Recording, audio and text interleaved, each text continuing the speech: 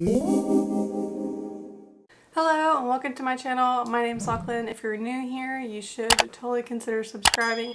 Today's video is going to be I don't know if it's going to be like a book review or a discussion or just like my favorite moments or what, but I reread Crescent City last week, kind of in preparation for the new release, but mostly because my coworker Devin is like slowly making her way through all Sarah J Maas's books. She picked this up, and as soon as she said she was reading it, I was like, okay, I'm gonna read it too. I wanted to kind of re-experience everything with her, and oh my god, it was amazing. Even better the second time. If you've already read this and you haven't reread it yet, definitely do so because it's just so epic.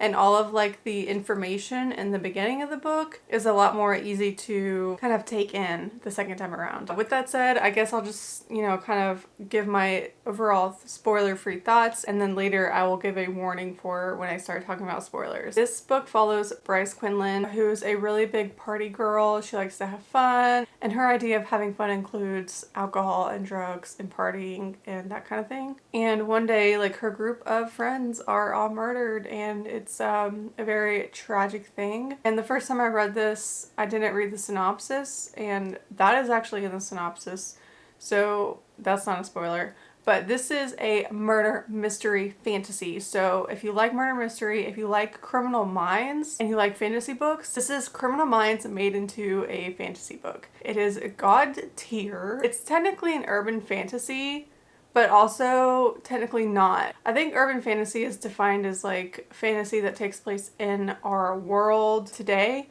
and this is a whole other world. However, it's very urban, it's very modern. So I think in that sense, it's still an urban fantasy. It's kind of like Criminal Minds meets ACOTAR, and oh my god, it's amazing. The first 100 or 150 pages are very, very info dumpy. So the first time like you read this, just be aware that like it is going to take some build up, but the build up is worth it. It's a really long book. It's like 800 pages. If you've read Empire of the Vampire, this is pretty much just as long, maybe longer. I don't know.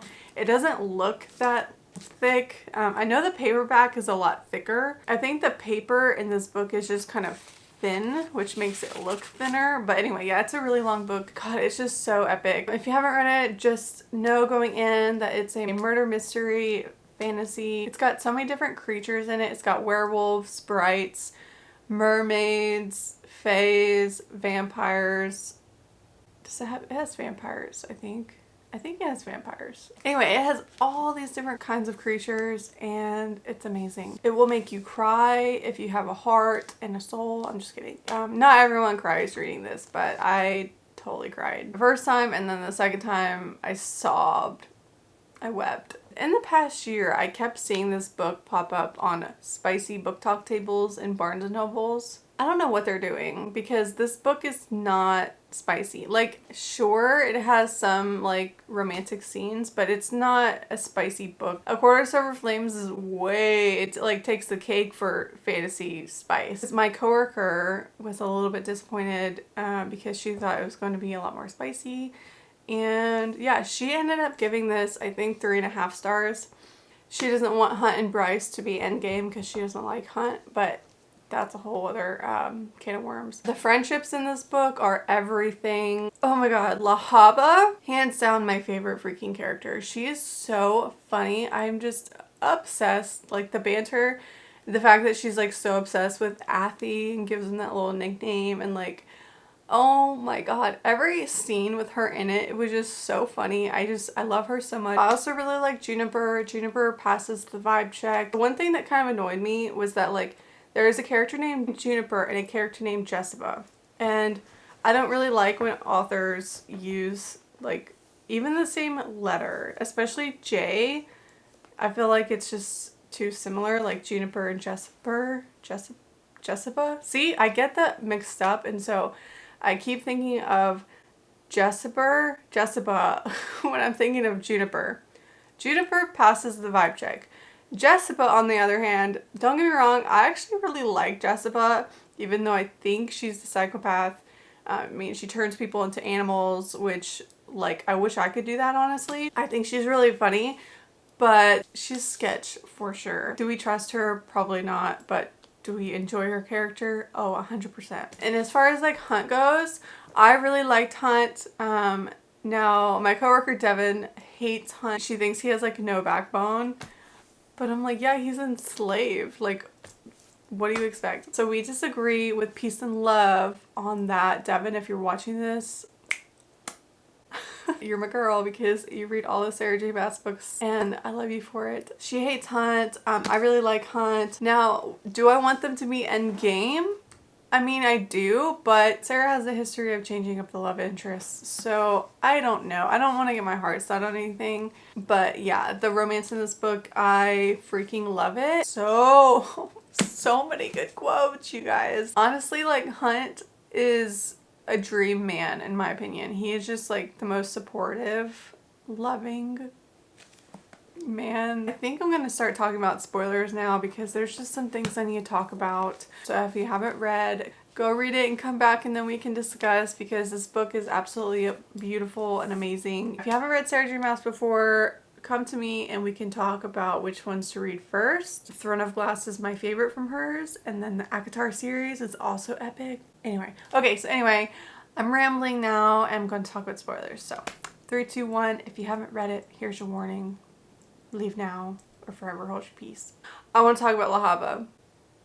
The second time reading this, every scene with her in it was making me cry. Every scene was putting tears in my eyes, if not like straight up crying, because I know how it ended and it just made me so much more sad. Whenever she was saving Bryce, I sobbed. Like, I just wept. I could cry right now just thinking about it. Like, that whole scene just crushes me. Even my pages are all warped because I literally was crying on my book. Like, it was a catastrophe. My friends are with me and I'm not afraid.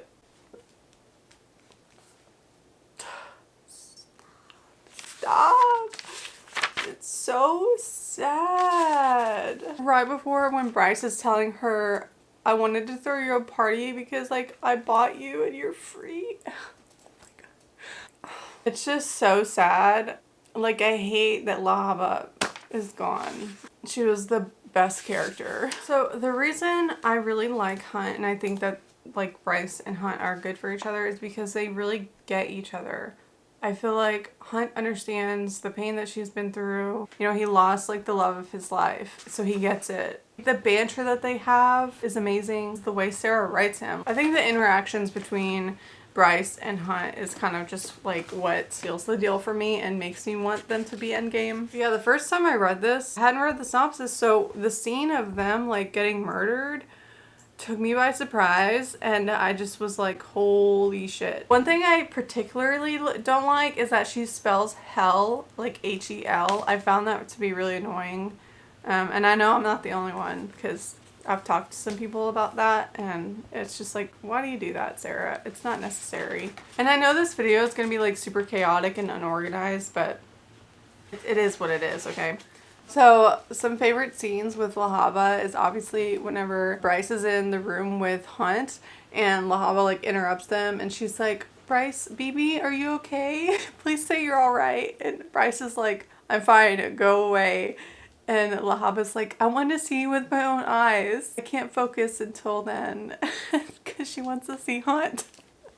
So then, like, she sees Hunt, and it says, her fire shining bright, and she purred, hello. And she's, like, hovering into Hunt's face, and he's like, well, aren't you beautiful? His voice low and soft in a way that made every instinct in Bryce sit up, and La Habba flared as she wrapped her plump arms around herself and ducked her head.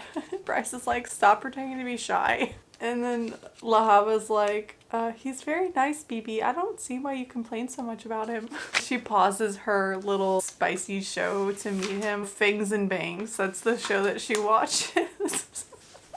Oh, and can we also talk about Rune and the Med Witch? That is gonna be god tier romance. If they're not in the next book, I will riot. Rune is everything too. Like, I freaking love Rune. If Bryce and Rune were brother and sister, I would support that. That's all I'm gonna say. But yeah, so like the Med Witch, which is the queen, I don't even remember, Hypaxia, I think? Hypaxia. Yeah, I think that's her name. I support them so much. I also really love the scene where Hunt finds Jelly Jubilee. I found it funny because like I like to collect little like stuffed animals too. And then like she's talking about her vibrators or whatever and like making him embarrassed. And I love the end of chapter 41. It says his snarl followed her all the way back into the bathroom. Because he was like embarrassed because she's like, if you want those are in the left nightstand. And he's like so embarrassed. I love it. I think one of my favorite quotes, well, two of my favorite quotes are on page 486 and 487. And it's Hunt talking to Bryce about not giving up and moving forward even though it's painful, and the fact that like she's lost her best friend. To still like live your life and to move forward from that pain is like the most that you can do for yourself. I love how grief is portrayed in this book because it's not just like Bryce is sad and then she like gets over it. It's like always with her, and she says like, people expect me to get over it and I can't. And I feel like that's a much more realistic portrayal of grief because people will say like, oh, you know, like it'll get better with time, when in reality, like it doesn't. You just learn to live with it. And she talks about like wanting to like space out and not be herself whenever she thinks about it. I think that would be disassociating. Bryce is an amazing character. Sarah is so good at writing characters. And I'm sorry, I know I'm like hopping back and forth, but this is just going to be, like I said, a chaotic video. I love how we see Hunt and Bryce getting closer and closer and closer like throughout the book, and it's definitely not insta love. Like it is the slowest burn romance, and I appreciate it so much because it's like on page 492 they're just like slowly starting to like sit next to each other like closer, you know? And it talks about like he's like toying with her braid, and they're just like doing these insignificant but meaningful things. Oh god, it's perfect. I know I've already said this, but I really love Hunt, not only because of the man that he is, but he makes his bed every day. Like I even made a comment in the book and I was like, he makes his bed every day. Swoon. It says, pulling back the blanket on the bed he so dutifully made each morning. And then he gets her like this little opal. He's like, you could use some joy. I thought that was so sweet. So I highlighted this quote on page 554. It's Lahava talking, and she's like, why does she collect us all? This Bright whispered. Am I not a person too? She pointed to the tattoo on her wrist. Why do they insist on this? It made me so sad. But Jessica, I'm conflicted because I really like Jessica as a character, but she's like, she's so sketchy.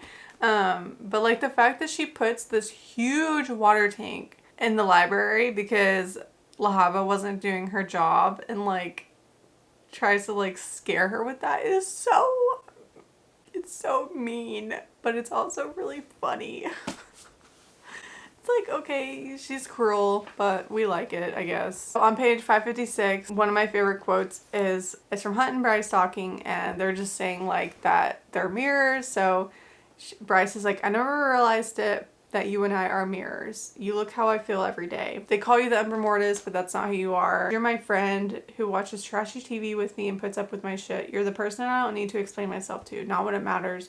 You see everything I am and you don't run away from it. That's such a good quote. Oh my god. And I remember the first time I read this, and with everything coming out, the fact that like they were pinning it on Danica, saying that she was addicted to the drugs and that like she attacked the pack and she stole the horn and all this stuff. I was so upset. Like, I remember being so brokenhearted because I was like, okay, is it like a symbolism for drug addiction? Because she like not only hurt everyone around her, but like hurt herself. I thought that was so sad, but then obviously like that wasn't the case. She was being framed for that, and she was injected with the drug. Oh, and another scene that I really loved was when Hunt came back from his like killings or whatever, and he was just like numb and had disassociated, and Bryce took care of him and like cleaned him and put him in clean clothes and took him to bed. I just loved that scene so much. And then whenever he was taken and she tries to save him, And then Rune comes in and then claims her. He like says that like ancient sentence. He says, "She's a female of the favorable household and full submittance to the Republic. I lay claim to her as my sister and kin so that Sandriel couldn't buy her or like trade her or whatever." And then Bryce was like so pissed. But it meant so much to Hunt, and it was just like I'm just like so glad that she went back for him. Oh my god, and the whole scene with her killing Micah was so epic. I was still crying from Lahaba, but it was so epic. And then when she vacuumed him up, she was just like,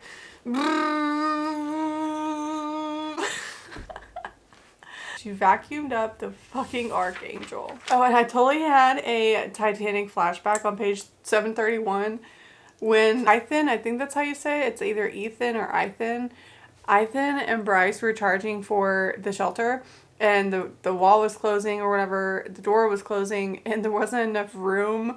And it says only 3 feet of space remained, not enough room for both of them. And then Bryce dropped behind just a step, just enough to draw upon her face strength to shove Ethan forward to say Connor Holstrom's brother. And I put in here, I was like, Titanic flashback, there was room for both of them. Just kidding. There probably wasn't room, like 3 feet, and you know, she saved him, so I'm glad. I just was like, oh my god. So I thought the scene with the drop was super freaking epic. Like, I just thought it was so beautiful, and the powers that she has is just so amazing. And oh god, whenever she saw Danica and she was talking to her, and oh god, it was just so sad. And the fact that like her soul is totally gone now because she like used herself to like give her the power she needed to make the drop.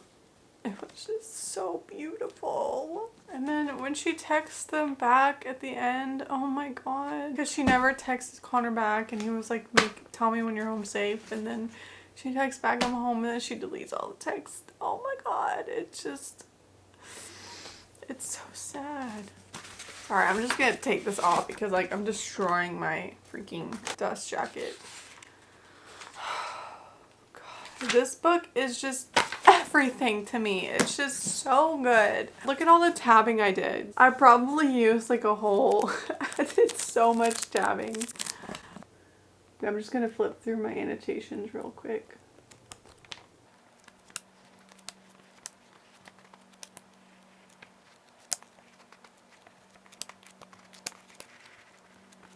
It's a beautiful book, and I'm so glad that I reread it, and I'm ready for the next one. I have to wait like 2 or 3 more months. So yeah, if you haven't reread this, I highly recommend it because it was even more impactful the second time. God, it's just the characters in this book and the overall story just means so much to me, and it will forever be one of my all-time favorite books. It's so beautiful. And if you made it this far, you can leave a heartbreak emoji because that's what this book does to me. It just breaks my heart, and I'm just like about to cry again. Don't cry, don't cry. It's so good, and it means everything to me. Hope you enjoyed this video of watching this like utter chaos. I don't know how it's gonna turn out, but it's just utter chaos of me talking about this book. Don't forget to like, subscribe, and comment below. If you are subscribed, thank you so much, and I'll see you guys later with another video.